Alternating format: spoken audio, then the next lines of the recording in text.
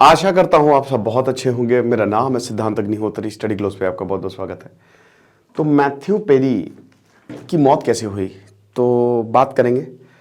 कीटामाइन की बात करेंगे, आखिरकार कीटामाइन क्या होता है। जीएस पेपर 3 के लिए इंपॉर्टेंट रहेगा ये, और सवाल भी आ सकता है क्योंकि आजकल कीटामाइन काफ़ी न्यूज़ में भी है। फ्रेंड्स आपने देखा ही होगा, मैंने फ्रेंड्स से ज़्यादा शानदार कुछ नहीं देखा अभी तक। कॉमेडी की अगर बात करें, सिटकॉम की बात करें, इससे पहले मैंने द बिग बैंग थ्योरी देखा था, बट उससे भी ऊपर जाता है फ्रेंड्स।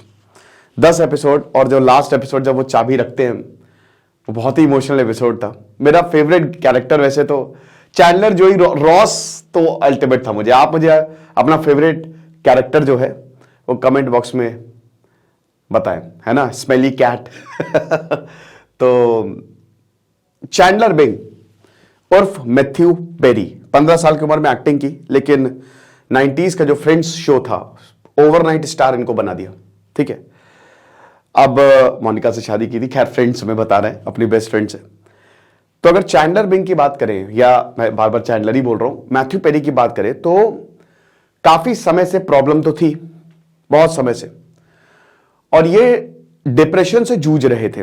अब आपको बता दूं कि अल्कोहलिक थे ये, हाँ, ड्रग्स और अल्कोहल इनको एडिक्शन था, सीवियर एडिक्शन था।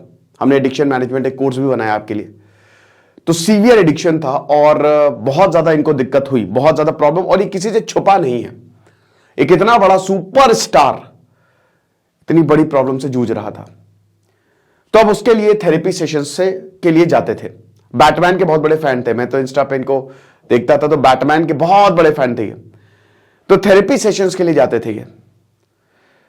अब पिछले 18 महीनों से इन्होंने कोई ड्रग्स या अल्कोहल नहीं लिया, लेकिन एक दोस्त ने इनके बताया है कि झूठ बोल रहे थे, ये बिल्कुल कोई सोबर नहीं थे ये। अनफॉर्चुनेटली इन्होंने ड्रग्स लिया, अल्कोहल लिया, और इन्होंने अपने आप से झूठ बोला, जो कि बहुत दुखद बात है। और हमने एक शानदार एक्टर, एक शानदार इंसान को खो दिया। इनकी मौत हुई आपको पता ही है, अभी महीने भर पहले।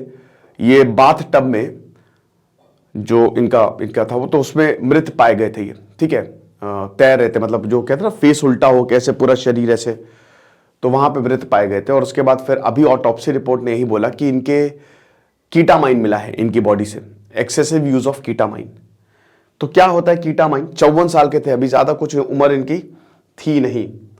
तो सबसे पहले कीटामाइन एक ड्रग है, ठीक है, मतलब एक तरीके से इसको यूज किया जाता है, राइट।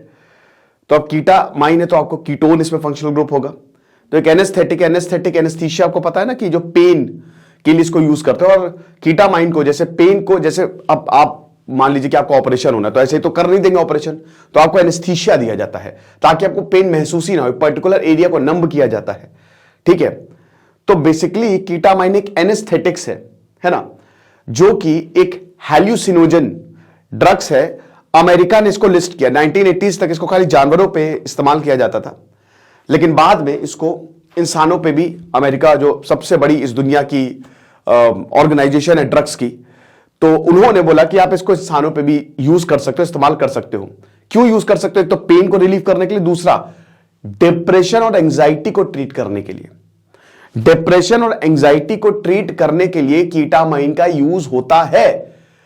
चैंडलर बिंग, मतलब फिर सभी चैंडलर, मैथ्यू पेरी अपनी किताब में भी लिखते हैं कि मुझे सीवियर डिप्रेशन था और मैंने इसको यूज करने के, मतलब ये चीज मैंने, ये इन्फ्यूजन थेरेपी, क्योंकि इस ड्रग्स को या तो आप स्मोक करके भी ले सकते हो, इंजेक्शन लगा के भी ले सकते हो, ओरली भी ले सकते हो। ठीक है, तो जब मैं ये लेता था ना, तो एक अलग ही दुनिया में पहुंच जाता था। अब एक्सपर्ट्स कहते हैं कि लिमिटेड डोजेस ठीक है। देखिए दुनिया बटी हुई है, कुछ कहते हैं कीटामाइन ये मत यूज करो क्योंकि एडिक्टिव बना देता है ना। अब भाई जाहिर सी बात है, किसी कीटामाइन की वजह से इनका दिल रुका। एक्चुअल में तो देखिए ये सब इनडायरेक्ट कॉज होते हैं जो कि हार्ट अटैक को बढ़ावा देते हैं, स्ट्रोक को बढ़ावा देते हैं, जिससे इंसान की मौत हो जाती है। तो अब कीटामाइन जो है, अमेरिका की जो ड्रग एनफोर्समेंट एडमिनिस्ट्रेशन है, डिसोसिएटिव एनेस्थेटिक हैल्यूसिनोजन, क्योंकि ये क्या करता है ना, एक डिटैचमेंट की फीलिंग क्रिएट करता है। अब आप बहुत डिप्रेशन में है, अब डिप्रेशन किसी पर्टिकुलर वजह से होता है, नए नए न्यूरॉन बढ़ रहे हैं, एग्जाम्पल ब्रेकअप हुआ तो आपका दिमाग की रिवायरिंग हो गई। जिस इंसान से आप अभी 20, 25, 30 सालों तक आप अकेले रह रहे हो, लेकिन उस एक साल, जो हो सकता है कि 31वें साल में आपको किसी से प्यार हो गया, उस एक साल में आपकी जिंदगी कैसी तैसी हो जाएगी। और उसके बाद जब आप निकलोगे ब्रेकअप, तो सोचिए कि 30 साल आपको दिखेंगे ही नहीं, आपको वही 1 साल याद आएगा। तो अब उससे हटने के लिए, उससे डिटैच होने के लिए इस ड्रग्स का यूज किया जाता है। ओके, बाकी और भी मेंटल इलनेस को ट्रीट करने के लिए इस ड्रग्स का यूज किया जाता है। लेकिन आपको बता दूं कि कीटामाइन लास्ट ऑप्शन होता है। जैसे बहुत सारी और भी थेरेपीज होती हैं, है ना, सेशंस होते हैं। तो आप ये समझो कि मैथ्यू पेरी का जो लेवल था, जो डिप्रेशन था, वो कितना सीवियर होगा। क्योंकि जब सब फेल हो जाता है, जब ट्रेडिशनल थेरेपीज फेल हो जाती है, तब जाके, क्योंकि दवाइयां लास्ट ही ऑप्शन रहता है, कोशिश करते कि नेचुरली ही ठीक हो जाए, तब जाके कीटामाइन का यूज किया जाता है। ठीक है ना। तो क्रिस्टलाइन पाउडर की तरीके से होता है, इसको इंजेक्ट करिए, स्मोक करिए, ओरली भी आप ले सकते हैं। अब इफेक्ट्स क्या है कीटामाइन पे, तो यहां पे न्यूयॉर्क टाइम्स ने 40 पेशेंट से बात की। तो अब उन्होंने क्या बताया, देखिए, उन्होंने बताया कि ट्रीटमेंट के समय वो एक स्टार्ट बटन था, है ना, एक कहते हैं ना रीस्टार्ट बटन था, स्टार्ट भी नहीं रीस्टार्ट, कि आप बहुत परेशान है, कहते हैं ना कि कंप्यूटर में बहुत लोड बढ़ गया, रीस्टार्ट मार दो, सब गायब हो जाता है। तो ऐसे कीटामाइन एक रीस्टार्ट था, जो या जब एक्सपीरियंस करते थे तो अजीब सा एक एक्सपीरियंस होता था, डिटैचमेंट, और बहुत ही सुकून सा होता था। ध्यान दीजिएगा कि ये फर्स्ट इंस्टेंस में आपको अच्छा लग रहा है, लेकिन पहली बात, ये बिना डॉक्टर के तो कभी ले नहीं। दूसरा, ये इतना हानिकारक होता है कि इंसान की, अगर ये ज्यादा डोज में लिया गया, क्योंकि इसकी आदत पड़ जाती है, कोई भी ऐसी चीज जो आपको डोपामिन हिट दे, तो कहीं ना कहीं उसकी आदत तो लेने के देने पड़ जाते हैं। ठीक है ना। तो ये चीज है। तो अब यहां पे ये जो इस साइकेडेलिक ड्रग, क्योंकि ये आपकी डेफिनेटली दिमाग के लिए होता है, तो अब बोलते हैं कि काफी इंटीग्रल प्रोसेस है, ठीक है, लेकिन ठीक, अब बात ये कि क्या ये सेफ है, कीटामाइन को हम कंज्यूम कर सकते हैं।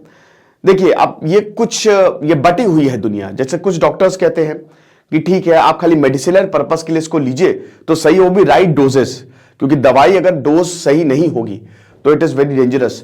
तो कीटामाइन सेफ है अगर आप इसको कंज्यूम कर रहे हैं, इफेक्टिव भी है ट्रीटमेंट के लिए। बट बहुत सारे पेशेंट से कहते हैं कि भाई देखो, ये एडिक्टिव हो सकता है अगर आप इसकी हाई डोजेस लोगे। और क्योंकि जो मैथ्यू पेरी थे, वो ऑलरेडी उनको एडिक्शन था, वो ड्रग्स और अल्कोहल से जूझ रहे थे, तो कीटामाइन तो और एडिक्टिव हो गया उनके लिए। ठीक है, तो इसीलिए इट इज डेंजरस। तो ये लेक्चर था, कीटामाइन होता है खतरनाक। तो अगर आप इसको ले रहे हैं तो भाई एकदम डॉक्टर के सुपरविजन में लीजिएगा ये। ठीक है, क्योंकि कोई भी चीज, अगर कोई भी दवाई है, बिना पूछे या बिना एक्सपर्ट की एडवाइस के बिना आपको नहीं लेनी चाहिए, वरना प्रॉब्लम हो सकती है। कुछ नहीं पड़ता नहीं। दिस इज सिद्धांत अग्निहोत्री साइनिंग ऑफ।